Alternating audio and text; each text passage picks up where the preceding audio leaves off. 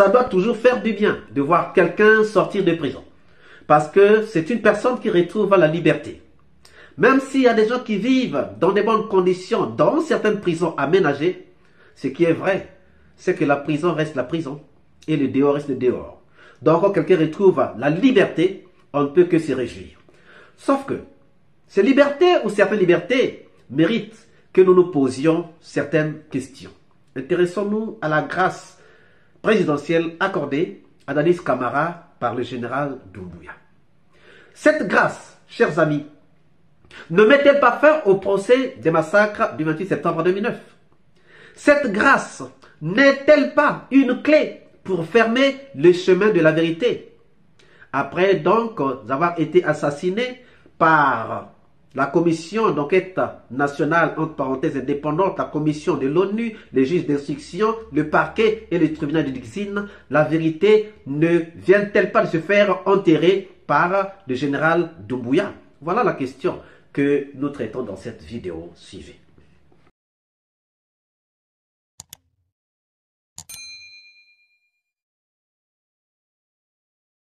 Bonjour, bonsoir. Cela dépend de l'heure à laquelle vous regardez cette vidéo. Bienvenue si vous nous découvrez pour une première fois. Encore un réel plaisir pour moi de venir devant vos écrans vous exposer les analyses du soleil d'Afrique. Chers amis, la grâce présidentielle, oui, parlons-en encore. La grâce présidentielle accordée à Dadis Camara par le général Doumbouya. Oui, le général Doumbouya a prouvé deux choses. Le général Doumbouya, par cette grâce, a prouvé deux choses. Il a prouvé que pour l'état de santé, pour son état de santé, on peut être gracié.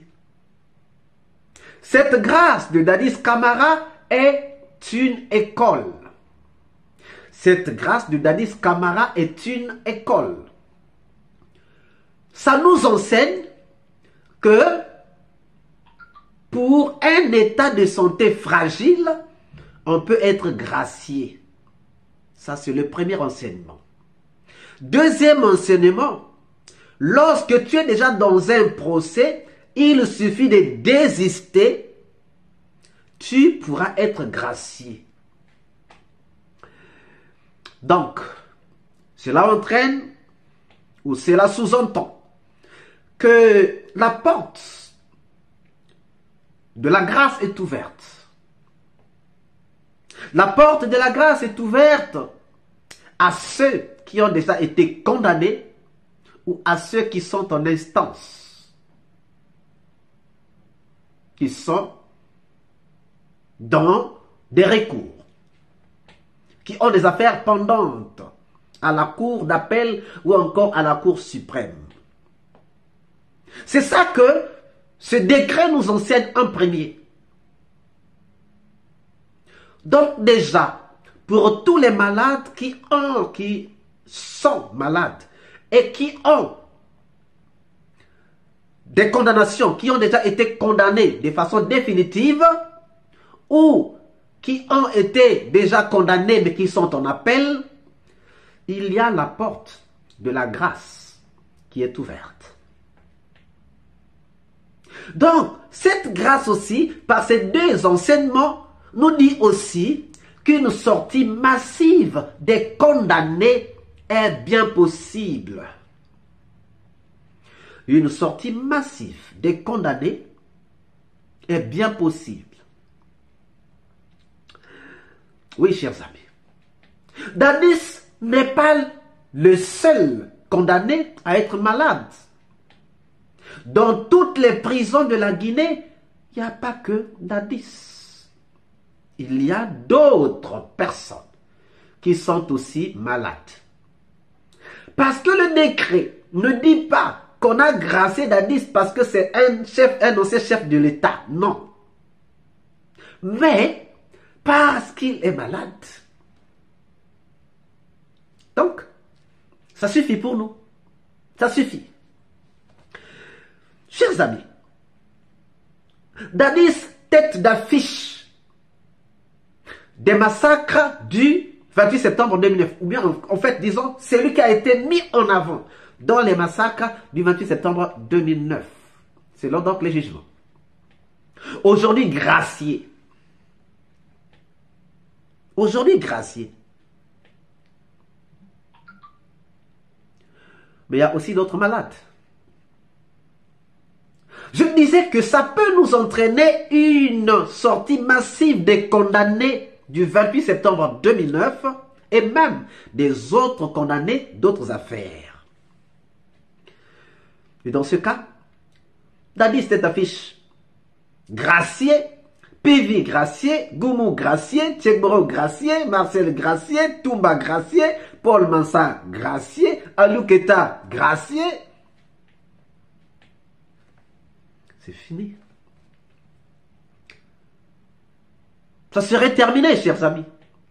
Rien qu'avec l'absence de Dadis Camara dans le box des accusés, alors qu'il fait partie des accusés principaux, des inculpés principaux du procès des massacres du 28 septembre 2009. Aujourd'hui, lui absent. Aujourd'hui, lui, gracié, ne sera pas dans le box des accusés. Cela veut dire quoi? Cela veut dire que Pidi aussi, malade, cherchera à être gracié. Goumou cherchera à être gracié. Tchekboro connaît déjà les chemins. Marcel connaît les chemins. Toumba connaît déjà les chemins et il est malade. Paul connaît aussi les chemins. Donc, le procès ou cette grâce risquera de nous emmener dans une sortie massive des prisonniers du 28 septembre 2009 pour parler d'abord du procès des massacres du 28 septembre 2009. Et donc, personne ne restera dans les box. Et même s'il restait dans les box en l'absence de Dadis Camara, alors que l'affaire n'est pas terminée pour tout le monde, alors que ce n'est pas une affaire individuelle, on vient grâcer quelqu'un qui est dans un procès qui n'est pas individuel mais qui est collectif. Là aussi, je pense, il faut que les juristes puissent bien regarder ça. Donc moi je pense, malgré que ils ont tout fait pour mobiliser les sous, je pense qu'il n'y aura plus personne dans les box d'accusés. Sinon, ceux qui seront là n'auront rien à dire. Et le procès en appel, je pense qu'il est déjà fini. Le procès en appel, moi je pense qu'il est déjà fini. Chers amis, on a passé 22 mois de procès. On a passé 8 mois d'attente. On a passé, chers amis, 13 ans avant que ce procès ne puisse avoir lieu. On a dépensé 22 mois d'énergie. On a dépensé 22 mois de stress. À quelle heure le procès va commencer?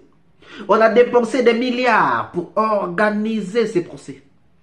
On a nourri des prisonniers, des accusés. On a logé des procureurs, des juges dans des hôtels.